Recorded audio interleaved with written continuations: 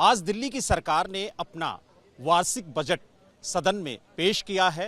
इस बजट में क्या कुछ खास है, इसी पर बात करने के लिए हमारे साथ बीजेपी विधायक अजय महावर जी हैं। अजय जी, जिस तरीके से बजट बढ़ाया गया, 1 लाख करोड़ रुपए बजट की राशि रखी गई और तमाम ऐसे सेक्टर हैं जहां पर जो बजट पिछली सरकार में अलॉट हुआ था उसे बढ़ाया गया है और किस तरीके से समुचित विकास हो दिल्ली का, उसको लेकर के ये बजट अलॉट किया गया है।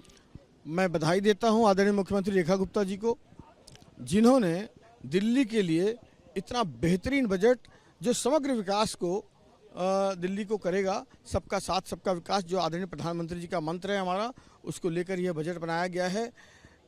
जो दिल्ली की जनता रो रही थी, सीवर, पानी, हवा, यमुना, टूटी सड़कें, वो जो इंफ्रास्ट्रक्चर क्लॉप्स हो गया था, परिवहन, दिल्ली जल बोर्ड, उस सब के रीस्टोर के लिए दोबारा से एक बड़ा फंड दिया गया है।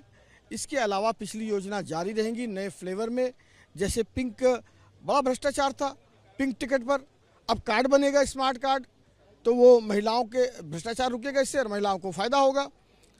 अभी हमारे कार्ड से टिकट लेने की भी जरूरत नहीं है, सीधे टिकट दिखाइए और बस में यात्रा करिए मुफ्त में। बिल्कुल, पहले इसमें भ्रष्टाचार हो रहा था, फाड़ी जाती, हम तो बार बार इस मुद्दे को कह रहे थे और हमने जो आगे विजन डॉक्यूमेंट में कहा था, हमने महिला सम्मान राशि के लिए 5100 करोड़ रुपया दिया है, हमने ग्रामीणों को डेवलपमेंट के लिए दिया है, किसानों के लिए दिया है, व्यापारियों के लिए बोर्ड का गठन किया है, हमने गीगर्स, लॉयर्स, सबको, हर वर्ग को यहाँ कुछ ना कुछ मिला है।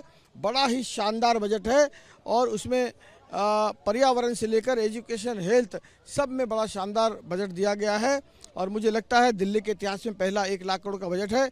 यहाँ तक कि अंत्योदय तक का ध्यान रख के अटल कैंटीन योजना की भी शुरुआत की गई है।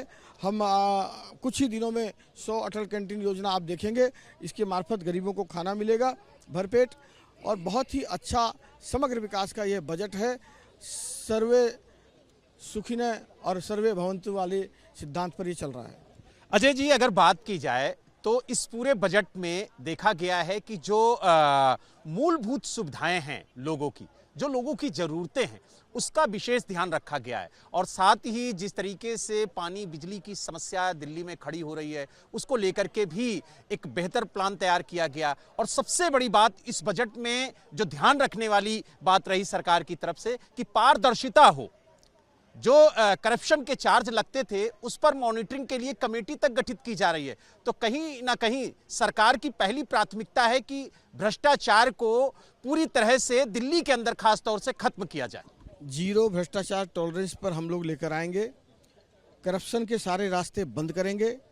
टैंकर माफिया हों या अन्य विभागों में भ्रष्टाचार हो, कहीं कट मनी, कहीं किकबैक मनी की जो सरकार चल रही थी पिछली, उसके सारे सिस्टम को ध्वस्त किया जाएगा। इसके लिए एडवाइस करने के लिए भी संस्थाओं का है मामला और जो इसका मॉनिटरिंग करेंगे उसके लिए भी संस्थाएं क्रिएट की जा रही हैं और इसके माध्यम से ये सरकार, जो पिछली सरकार थी, लूट और झूठ की सरकार थी, मुस्लिम अपीजमेंट की सरकार थी, विज्ञापन की सरकार थी, घोटालों की सरकार थी, वह सरकार अब जो सेवा भाव के साथ सेवा से संकल्प होकर आ रही है, मोदी जी के मार्गदर्शन में ये सरकार दिल्ली के हर वर्ग के लिए सेवा भाव से काम करेगी।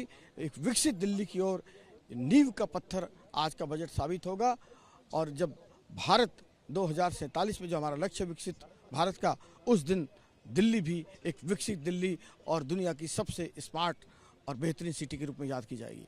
अजय महावर जी, बार बार ये देखने को मिल रहा है, जो बीजेपी के विधायक हैं वो इस बात को उठा रहे हैं कि नवरात्रि में जो मीट की दुकानें हैं वो बंद रहें और मंगलवार के दिन भी उन्हें बंद रखा जाए। तो इस मांग को किस नज़र से देखते हैं और क्या लगता है आपको कि क्या ये उचित कदम होगा सरकार की तरफ से? नहीं, मुझे लगता है कि हमने ये मांग की है और पत्र भी लिखा है कि नवरात्र के पवित्र त्यौहार में, जो हिंदुओं की आस्था का बड़ा पर्व है, लाखों व्रतधारी होते हैं, खुले में मांस बेचना, पकाना वो अपराध है, वो नहीं होना चाहिए।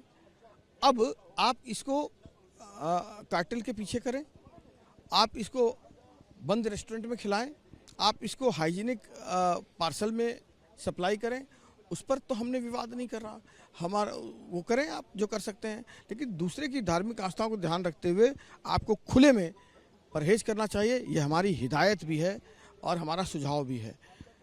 अब कुछ लोग इसको धर्म से जोड़ देते हैं। मैं पूछता हूँ कि वैसे तो ये मीठी ईद है, पर एक धर्म विशेष इसको अपनी ओर क्यों ले रहा है? क्या दूसरे धर्म के लोग नहीं बेचते? क्या दूसरे के धर्म के लोग नहीं खाते? हमने तो सबके लिए कहा है। तो एक विशेष धर्म अपने ऊपर लेकर के इसको विवादित मुद्दा बनाना चाहता है, गुमराह करने का प्रयास कर रहा है। ठीक वैसे ही जैसे CAA के टाइम में पाकिस्तान डिपोर्ट कर दिया जाएगा, बांग्लादेश डिपोर्ट कर दिया जाएगा, डिटेन कर दिया जाएगा, तो ये एक षड्यंत्र रच के यहाँ दंगे करा दिए थे, शाहीन बाग सजा दिए थे। वैसे ही गुमराह हर विषय पर, वक्फ बोर्ड पर भी गुमराह कर रहे हैं। तो ये धर्म विशेष के लिए तो हमने मांग की ही नहीं है, तो क्यों फिर वो एक धर्म विशेष ने पत्र किसको लिखा है? मैंने कमिश्नर ऑफ MCD, क्योंकि मेन जुडिकेशन उन्हीं का आएगा, और अपने एरिया के लिए मैंने DM और SDM को पत्र लिखा है। तो यानी आपको लगता है कि ये मांग उचित है और इस पर विचार करना चाहिए सरकार को? निश्चित रूप से उचित है, और सर्वधर्म संभाव में दूसरे धर्मों का भी, आप गंगा जमुना तहजीब की बात करते हैं, आप भाईचारे की बात करते हैं, तो भाईचारा निभाने के लिए 2 कदम आगे भी तो आइए।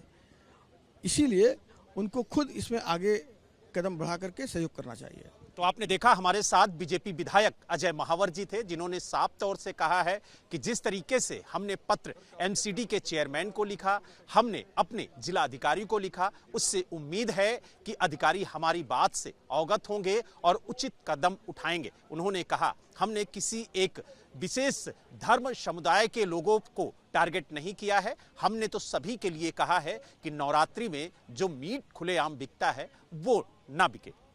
दिल्ली से वीडियो जर्नलिस्ट अतुल के साथ Balram Pande, ABP news. For exclusive and insightful videos, subscribe to our new channel ABP Live Premium.